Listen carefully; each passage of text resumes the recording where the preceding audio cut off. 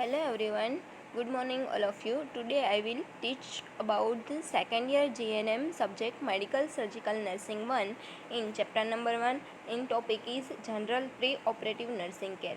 In General Pre-Operative Nursing Care, in first we will learn all type of the investigation and pre-operative nursing care. First we will learn on admissions patient છે એને pre operative કેરમાં કઈ care provide કરવામાં આવે છે, તો કે generally કઈ care છે એ પ્રોવાઈડ કરવામાં આવે છે. તો કે ફર્સ્ટ વન શું કરવામાં આવે છે કે ઓન એડમિશન્સ લેવામાં આવે છે. કઈ રીતે, તો કે પેશન્ટ તથા તેના રિલેટિવને ઓપરેશનની ડેટ ટાઈમ વિશે કહેવું. ત્યારબાદ હોસ્પિટલના સર્જિકલ વોર્ડમાં દાખલ કરવામાં આવે છે.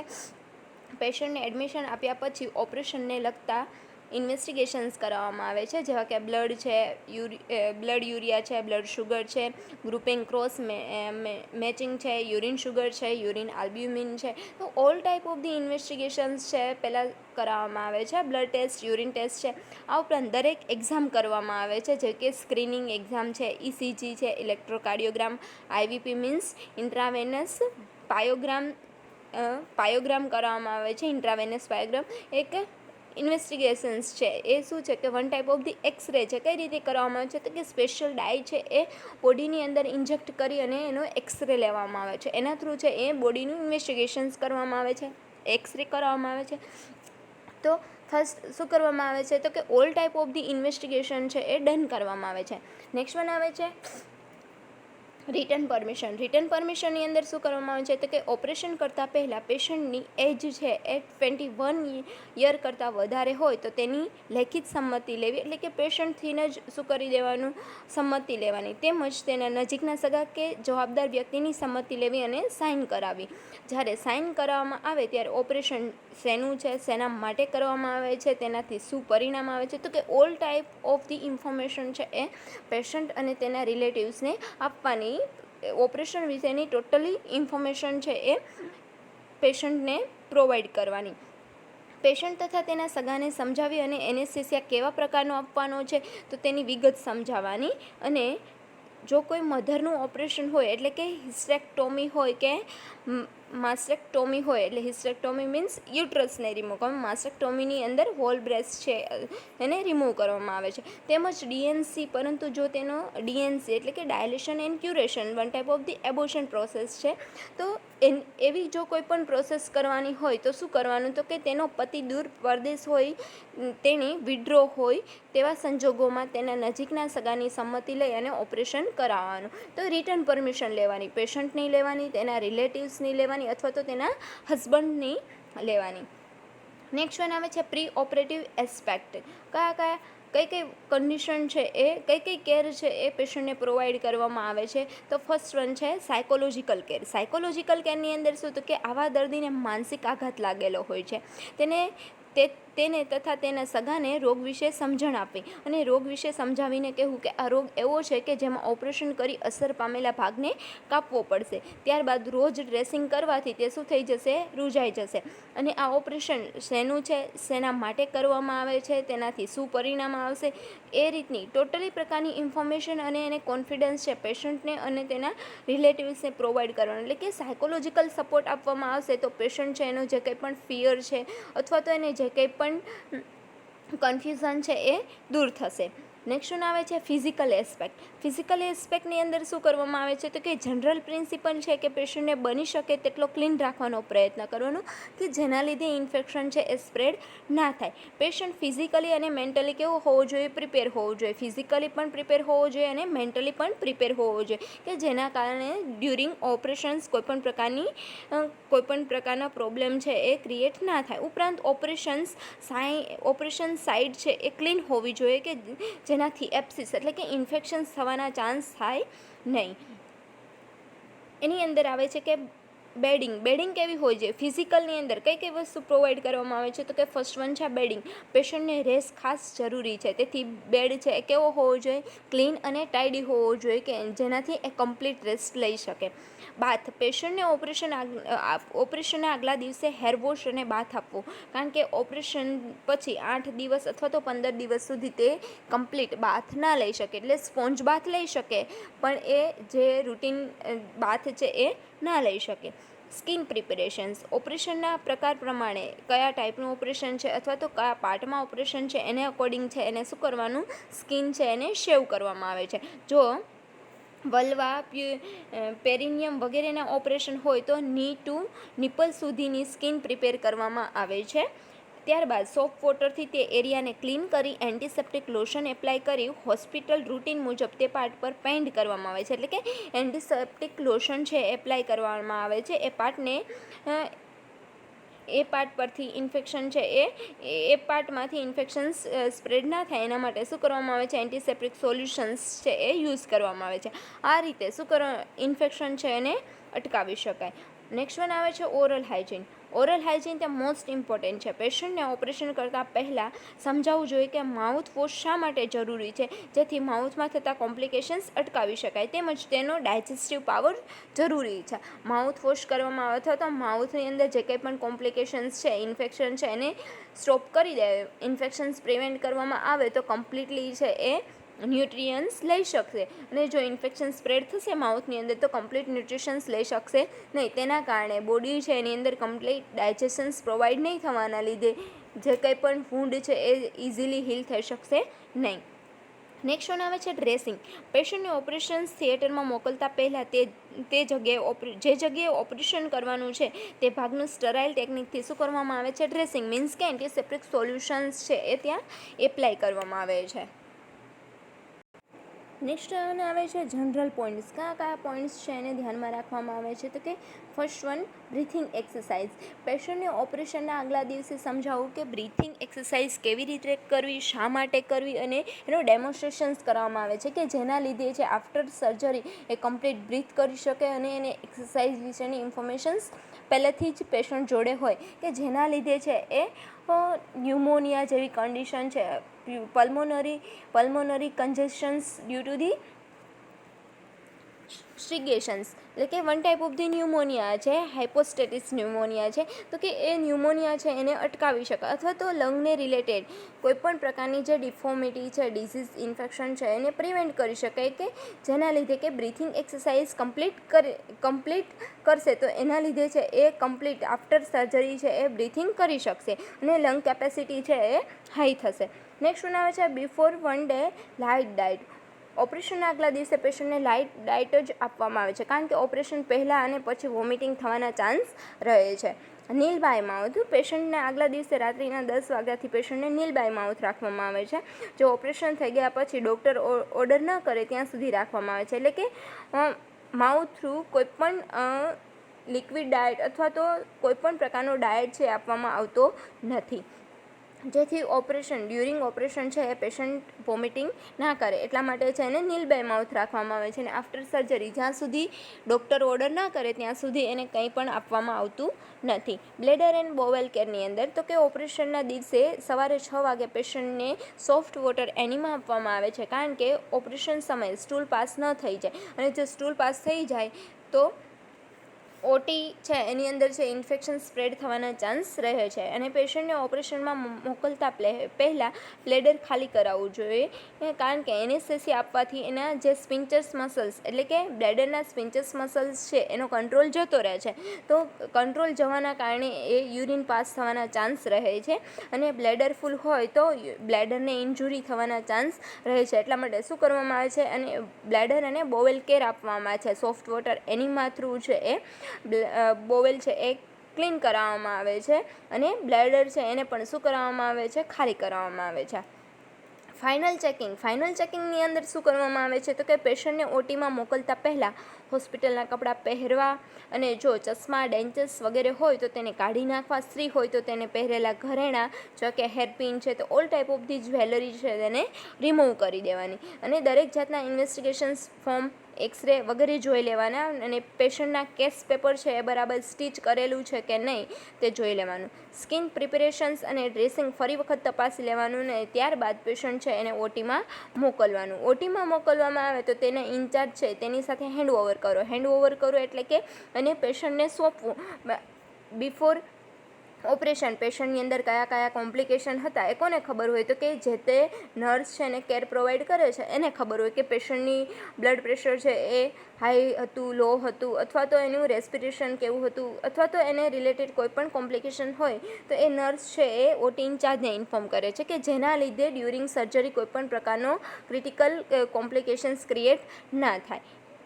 નેક્સ્ટ વન આવે છે પ્રી મેડિકેશન્સ. પ્રી મેડિકેશન્સની અંદર શું આપવામાં આવે છે? તો કે ઓટી પહેલાં પેશન્ટને ટીટી ઇન્જેક્શન આપવામાં આવે છે 0.5 ml, જેનાથી શું થાય તો કે ટીટાનસ છે એને પ્રિવેન્ટ કરી શકાય. જરૂરી એન્ટીબાયોટિક્સ ડ્રગ્સ આપવામાં આવે છે અને સિમ્પ્ટોમેટિક એને સપોર્ટિવ ટ્રીટમેન્ટ્સ પ્રોવાઈડ કરવામાં આવે છે. અને ઓપરેશન્સ કરતાં પહેલાં ઘણા સર્જન પેથાડિન્સ આપવામાં આવે છે કે જે 50 to 100 mg અપાય છે, જે પેશન્ટને મેન્ટલી એલિવેટેડ થાય છે. મેન્ટલી એને શું કરે છે? એલિવેટ કરે, સ્ટિમ્યુલેટ કરે છે. ઓપરેશન્સ અડધા કલાક અગાઉ પેશન્ટને ઇન્જેક્શન્સ એટ્રોપિન આપવામાં આવે છે, જેનાથી શું કરી શકાય છે? એનું જે સિક્રિશન્સ છે એને ઓછું કરી શકાય. લંગમાંથી જે સિક્રિશન્સ થાય છે એને ઓછું કરી શકાય. ઓબ્ઝર્વેશન અને ઇવાલ્યુશનની અંદર શું કરવાનું? તો કે પેશન્ટને ઓટીમાં મોકલતા પહેલાં તેનું કમ્પ્લીટ ઓબ્ઝર્વેશન કરવામાં આવે છે. દરેક જાતના ઇન્વેસ્ટિગેશન્સ કરાવ્યા પછી અને ટ્રીટમેન્ટ આપ્યા પછી ફેરફાર લાગે તેવું હોય તો જરૂર પડે ડૉક્ટરને જાણ કરવી. તેમજ હાઈ ફીવર હોય અથવા તો HB છે એ 10 mg કરતાં પણ ઓછું હોય તો યુરિન શુગર પ્રમાણે શું કરવાનું? ડૉક્ટરને જાણ કરવાનું. એટલે કે ઓબ્ઝર્વેશન અને ઇવાલ્યુશન્સ ટોટલી ઇન્વેસ્ટિગેશન છે એને ફરીથી ચેક કરી લેવાના કે કોઈપણ પ્રકારનું ઇન્વેસ્ટિગેશન્સ બાકી નથી, અથવા તો ઇન્વેસ્ટિગેશન્સની અંદર એટલે કોઈપણ પ્રોબ્લેમ છે કે નહીં, ફીવર કેવો છે, HB કેવું છે, યુરિનનું લેવલ કેવું છે, યુરિન શુગર લેવલ કેવું છે, તો ટોટલી ઇન્વેસ્ટિગેશન્સ છે એને ચેક કરી લેવાના. નેક્સ્ટ વન આવે છે ઇકોનોમિકલ એસ્પેક્ટ. ઇકોનોમિકલ એસ્પેક્ટની અંદર શું તો કે ઓપરેશન્સ તે વધારે ખર્ચાળ છે. એ કેવી પ્રોસેસ છે કે એની મેડિસિન્સ છે, સર્જરી છે, અથવા તો આફ્ટર ઓપરેશન્સ એના માટેની જે કંઈ પણ કેર છે, તો આ બધું છે થતાં શું થાય તો કે ખર્ચાળ બની જાય. તેથી પેશન્ટની આર્થિક સ્થિતિ પૂછી લેવી, કારણ કે વધારે મેડિસિન બ્લડની જરૂર પડે તો ગરીબ પેશન્ટ કેવી રીતે લાવી શકે?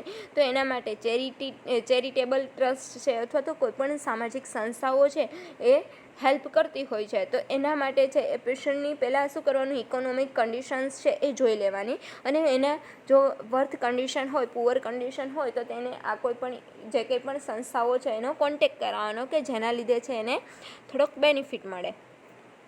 નેક્સ્ટ વન આવે છે સોશિયલ એસ્પેક્ટ. સોશિયલ એસ્પેક્ટની અંદર શું આવે છે કે પેશન્ટ અને તેના રિલેટિવ્સને ખાસ સમજણ આપી કે હોસ્પિટલનો મુલાકાત માટેનો સમય શું છે કે જેના લીધે એ ઇન્ફેક્શન છે એને સ્પ્રેડ થતું અટકાવી શકાય, અથવા તો જે લિમિટેડ પર્સનના લીધે છે ઇન્ફેક્શન્સ છે એને સ્પ્રેડ થતું પ્રિવેન્ટ કરી શકાય. નેક્સ્ટ વન આવે છે general post operative care. After surgery શું કેર? પહેલાં આપણે શું જોયું તો કે પ્રી ઓપરેટિવ કેરની અંદર શું પ્રોવાઈડ કરવામાં આવે છે? તો કે એડમિનિસ્ટ્રેશન્સ જોઈ લેવાનું, રિટર્ન પરમિશન્સ લઈ લેવાની, અને પ્રી ઓપરેટિવ એસ્પેક્ટની અંદર સાયકોલોજીકલ કેર, ફિઝિકલ એસ્પેક્ટની અંદર bedding, bath, skin preparations, oral hygiene, dressing, all type of the care છે એ પ્રોવાઈડ કરવામાં આવે છે. જનરલ પોઈન્ટની અંદર શું તો કે બ્રીથિંગ એક્સરસાઇઝ માટે પેશન્ટને એન્કરેજ કરવાનું, પેશન્ટને બિફોર ડે લાઇટ ડાયટ આપવાનું, નીલ બાય માઉથ રાખવાનું, બ્લેડર અને બોવેલ છે એ ક્લીન કરાવવાનું, ફાઇનલ ચેકિંગ કરવાનું, મેડિકેશન્સ કમ્પ્લીટ પ્રોવાઈડ કરવાની, ઓબ્ઝર્વેશન્સ અને ઇવાલ્યુશન્સ કરવાનું. નેક્સ્ટ વન આવે છે general post operative care. Post operative કેરની અંદર શું કરવામાં આવે છે તો કે પેશન્ટને general anaesthesia care of the patient under general anaesthesia. Patient general એનેસ્થેસિયાની અંદર હોય આફ્ટર સર્જરી, હજુ કોન્શિયસ ના થયું હોય, સેમી કોન્શિયસ હોય અથવા તો અનકોન્શિયસ હોય, જનરલ એનેસ્થેસિયા કન્ડિશનની અંદર હોય ત્યારે શું કરવામાં આવે છે તો કે પેશન્ટ જ્યારે ઓટીમાં આવે ત્યારે નીચે પ્રમાણેની વસ્તુઓ તૈયાર રાખવાની. કઈ તો કે માઉથ ક્લીન ટ્રે, એરવે અને ટંગ ડિપ્રેશન્સ, કે પેશન્ટ છે એ સિક્રિશન્સ કરતું હોય તો એના માટે ટ્રે છે એ ત્યાં અવેલેબલ રાખવાની. Emergency injections tray, all type of the emergency injection છે પહેલેથી પ્રિપેર રાખવાના, TPR ટ્રે રાખવાની, O2 સિલિન્ડર કમ્પ્લીટ રાખવાનું, સક્શન્સ અપ્રિયન્સ, પેશન્ટ છે એ સિક્રિશન્સ કરે છે તો એના માટે સક્શનિંગ કરવા માટે સક્શન્સ અપ્રિયન્સ, સલાઇન સ્ટેન્ડ, IV સ્ટેન્ડ, બેડ બ્લોકર્સ રાખવાના કે જેનાથી એને કમ્ફર્ટ પ્રોવાઈડ કરી શકાય, IV fluid drip with the sterile set, CNS central nervous system tray છે એ પ્રિપેર રાખવાનું કે એનું શું કરવામાં આવે છે કે મેન્ટલી ચેકઅપ કરવામાં આવે છે એના માટેની, કેથેટર કનેક્શન્સ ટ્રે રાખવાની અને ઓપરેશન્સ બેડ વગેરે, ઓપરેશન બેડ એટલે કે કમ્ફર્ટેબલ બેડ છે કે આપી શકાય છે, જે તે કંઈ પણ પાર્ટનું ઓપરેશન થયું છે એ પાર્ટને રિલેક્સ કે રેસ્ટ, એ પાર્ટની અંદર રેસ્ટ આપી શકાય એના માટેનો કમ્પ્લીટ બેડ પ્રોવાઈડ કરવાનો.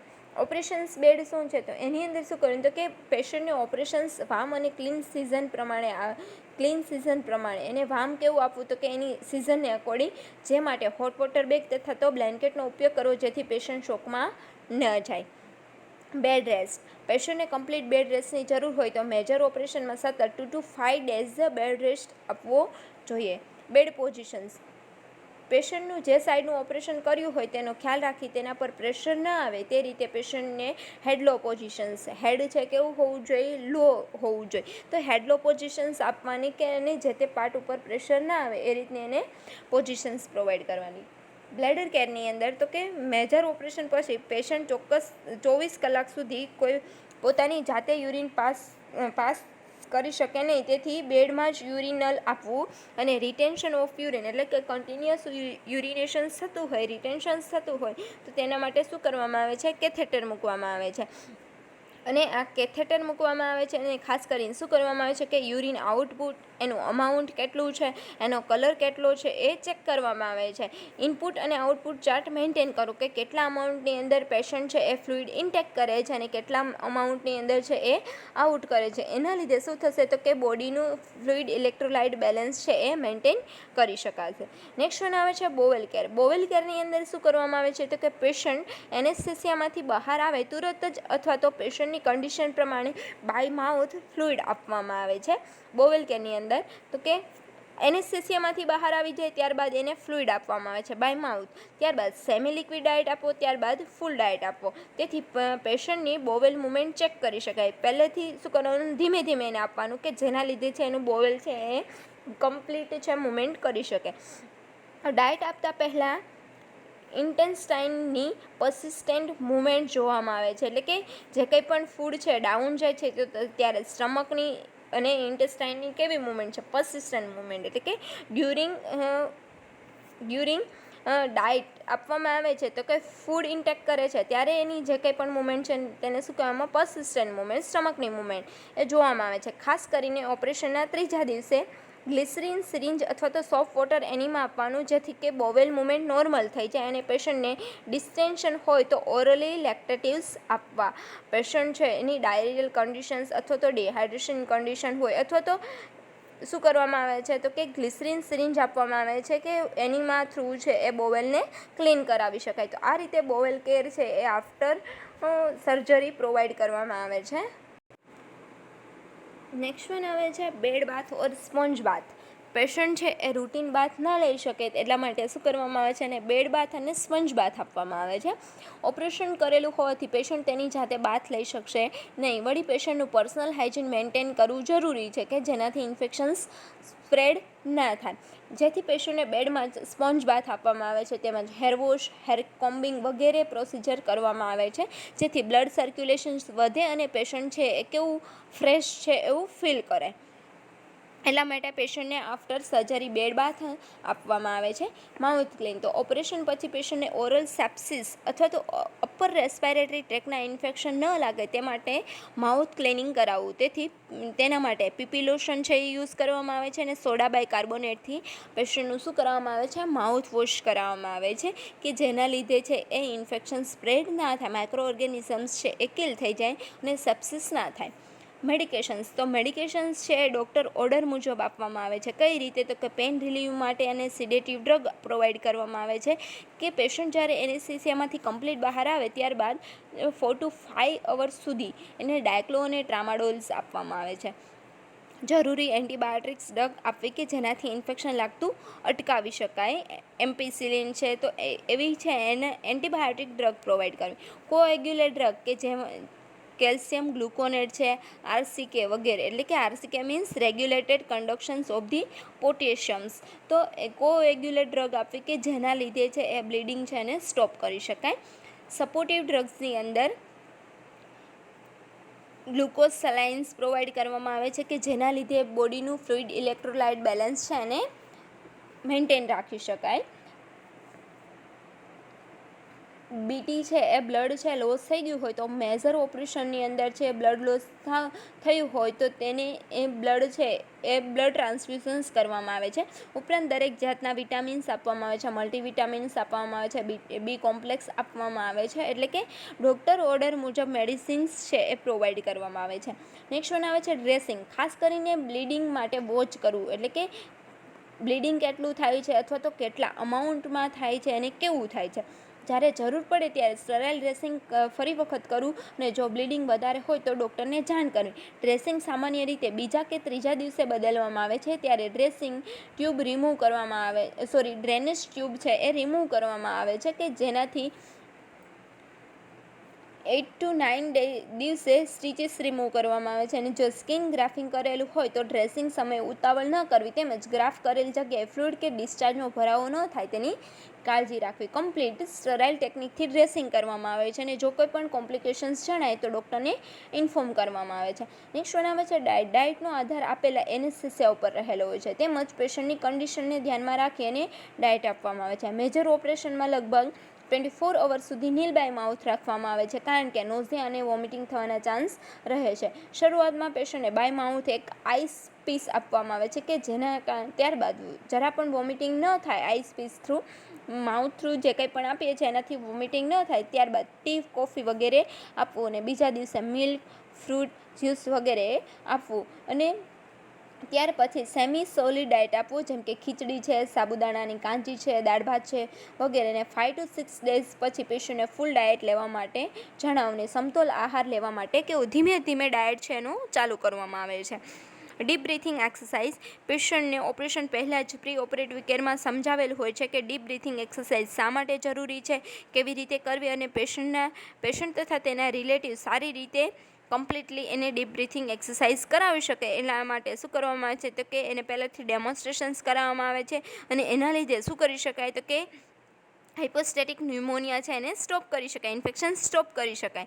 જે પાર્ટનું ઓપરેશન કરેલું હોય તે ભાગની ખાસ એક્સરસાઇઝ કરાવવી જોઈએ કારણ કે સ્વેલિંગ, ઓર્થોસિસ કે કોન્સ્ટ્રક્શન્સ થવાના ચાન્સ વધારે હોય છે. એટલે કે ઓર્થોસિસ મીન્સ કે એક્સટર્નલ એપ્લાઇઝ છે એટલે કે સ્વેલિંગ તે જે ડિવાઇસ છે એના ઉપર વધારે કે એક્સટર્નલ એપ્લાઇડથી એ ભાગ ઉપર ઓર્થોસિસ થવાના અને કોન્સ્ટ્રક્શન્સ થવાના, સ્ટફનેસ થવાના ચાન્સ વધી જાય છે.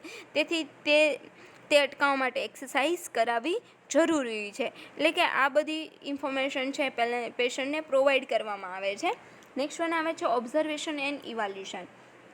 આફ્ટર સર્જરી પેશન્ટનું ઓબ્ઝર્વેશન્સ કરવાનું, ઇવાલ્યુશન્સ કરવાનું. તો કઈ રીતે તો કે બ્લીડિંગ. પેશન્ટને ઓપરેશન્સ કરેલા ભાગ ઉપરથી જો બ્લીડિંગ થતું હોય તો તુરંત સ્ટરાઇલ ડ્રેસિંગ કરવામાં આવે છે અને બેન્ડેજ કરવામાં આવે છે અને વધારે પડતું થતું હોય તો ડૉક્ટરને ઇન્ફોર્મ કરવામાં આવે છે. ત્યારબાદ આવે છે કે ટીપીઆર. ઓપરેશનનું હાફ અવરલી ટીપીઆર 24 કલાક સુધી ચેક કરવાનું અને 24 કલાક પછી 4 અવરલી ટીપીઆર ચેક કરવાનું અને કમ્પ્લીટ છે એ મેન્ટેન રાખવા માટે ટીપીઆર છે એનો રેકોર્ડ છે એને મેન્ટેન રાખવાનું જેથી પેશન્ટની કન્ડિશનનું ક્લોઝ ઓબ્ઝર્વેશન્સ થઈ શકે અને એનો પ્રોગ્નોસિસ છે કે પેશન્ટની કન્ડિશનનું કેવો પ્રોગ્નોસિસ થયો છે તે જાણી શકાય. બીપી. ઓપરેશન પછી 24 કલાક સુધી 4 અવરલી બ્લડ પ્રેશર લેવાનું અને તેનો રેકોર્ડ રાખવાનો. જો કોઈ પણ કોમ્પ્લિકેશન્સ જણાય તો તાત્કાલિક તેનો ઉપાય કરવાનો. સામાન્ય રીતે પેશન્ટનું બીપી નોર્મલ હોય છે પણ આફ્ટર સર્જરી એનું હાઈ લો બીપી થતું હોય તો એનો રેકોર્ડ મેન્ટેન રાખવાનો. Input output chart. ઓપરેશન્સ પછી પેશન્ટનો 4 અવરલી ઇનપુટ આઉટપુટ ચાર્ટ મેન્ટેન રાખવાનું અને ડૉક્ટર ઇન્ફોર્મ SOS, એટલે કે જો કોઈ પણ ઇમરજન્સી કન્ડિશન જણાય તો ડૉક્ટર છે એને ઇન્ફોર્મ કરવામાં આવે છે. સાયકોલોજીકલ સપોર્ટની અંદર તો કે મેજર ઓપરેશનના લીધે પેશન્ટ તથા તેના રિલેટિવને ઘણી ચિંતા થતી હોય છે અને એ મેન્ટલી કેવા થઈ ગયા હોય છે કે ડિપ્રેસ અનુભવે છે. તો આવા સમયે સાયકોલોજીકલ સપોર્ટ આપવું અને મેન્ટલી એલિવેટેડ કરવા, એટલે કે એને સપોર્ટ પ્રોવાઈડ કરવું. એ માટે શું કરવું તો કે પેશન્ટ અને તેના રિલેટિવ્સને આશ્વાસન આપવું, હિંમત અને એનો કોન્ફિડન્સ ઇમ્પ્રૂવ થાય એના માટે જે કંઈ પણ આ ઓપરેશન કરીને જે કંઈ પણ દર્દી સાજા થઈ ગયા છે એવા દર્દીને બતાવવાના, એનો ઇન્ટ્રો કરાવવાનો, એની હિસ્ટ્રી આપવાનું કે જેના લીધે છે એનો થોડોક કોન્ફિડન્સ છે ઇમ્પ્રૂવ થાય, તેને પણ એવું થાય કે મને પણ સારું થઈ જશે. તેને પસંદ હોય તેવું મનોરંજન આપવું, કે રેડિયો, ટીવી, બુક્સ, રમકડા વગેરે. જો પેશન્ટના હાથ પગ કે એનું કોઈપણ પાર્ટનું એમ્પ્યુટેશન્સ કરેલું હોય તો આર્ટિફિશિયલ ઓર્ગન વાપરવા વિશે સમજાવવાનું, કે જેથી તેને ગુમાવેલા ઓર્ગનની ખોટ ના અનુભવે અને એનો જે કંઈ પણ ફિઝિકલ પોસ્ચર્સ છે, એટલે કે પોતાનો બાહ્યાકાર છે એ જાળવી શકાય, જેથી તેનું મેન્ટલી ટેન્શન છે એ ઓછું થઈ જાય. નેક્સ્ટ વન આવે છે ઇકોનોમિકલ એસ્પેક્ટ. ઇકોનોમિકલ એસ્પેક્ટની અંદર આમાં પેશન્ટ તથા તેની ફેમિલીની મંથલી ઇન્કમ પૂછવી, ઇકોનોમિક કન્ડિશન કેવી છે તે જણાવવાનું અને તેને અકોર્ડિંગ છે એને મેડિસિન પ્રિસ્ક્રાઇબ કરવાની, અથવા તો એફર્ટ ના કરી શકે એમ હોય તો ચેરિટી, ટ્રસ્ટ છે અથવા તો કોઈપણ એવી સંસ્થા છે એના માટેની ઇન્ફોર્મેશન્સ એને આપવાની. નેક્સ્ટ વન આવે છે સોશિયલ એસ્પેક્ટ. સોશિયલ એસ્પેક્ટની અંદર શું તો કે ઓપરેશન બાદ પેશન્ટને ફરી પોતાની સોસાયટીમાં સેટ થવું પડે છે. વળી સાજા થઈ ગયા પછી પોતે કંઈ પણ કરી શકે, કેમ કે ઓપરેશન ઉપર કંઈ પણ કામ કરી શકે તે ઓપરેશન પર આધારિત હોય છે. આથી પેશન્ટ સમાજ તરફથી અપમાન અનુભવે છે. આવા સમયે દર્દીને તથા દર્દીના સગા સંબંધીને સમજાવવું જોઈએ કે ઓપરેશન કરાવવું જરૂરી છે, તે કોઈ ખોટું કૃત્ય નથી, વળી જિંદગી જીવવા માટે તે જરૂરી હતું એટલા માટે કરવામાં આવે. તો કે સોસાયટીના જે કંઈ પણ વિચારો છે એનાથી એને શું કરવાનું કે એનાથી દૂર રાખવાનું, એના વિશેની એને સમજણ આપવાની કે જેના લીધે છે એને ગિલ્ટી ફીલ ના થાય. નેક્સ્ટ વન આવે છે હેલ્થ ટીચિંગ. હેલ્થ ટીચિંગની અંદર શું કરવાનું કે ઓપરેશન પછી પેશન્ટ તથા તેના રિલેટિવ્સને આરોગ્ય શિક્ષણ આપવું જોઈએ, જેમાં દર્દીને હાઇજીન કઈ રીતે મેન્ટેન કરવાનું, અથવા તો હોસ્પિટલની દરેક પ્રોપર્ટીનો ઉપયોગ કેવી રીતે કરવાનો, તેમજ તેને નુકસાન ના કરવા માટેની સમજણ આપવાની, કેવી રીતે વાપરવા અને તેની સી રીતે કાળજી લેવી તેની સમજણ આપવી, અથવા તો ગંદકી ન કરવી અથવા તો તેને અટકાવવી એના માટેની દર્દી તથા તેના સગા સંબંધીઓને શિક્ષણ આપવું. નેક્સ્ટ વન આવે છે discharge care plan. Discharge care plan આગળ લખાવ્યા પ્રમાણે જ કરવું. આગળ આપણે જોઈ લીધું કે ડિસ્ચાર્જ કઈ રીતે આપવાનું, ડિસ્ચાર્જની અંદર કઈ ઇન્ફોર્મેશન છે પેશન્ટ અને તેના રિલેટિવ્સને પ્રોવાઈડ કરવાની છે, એ કમ્પ્લીટ ઇન્ફોર્મેશન છે એ પ્રોવાઈડ કરવાની.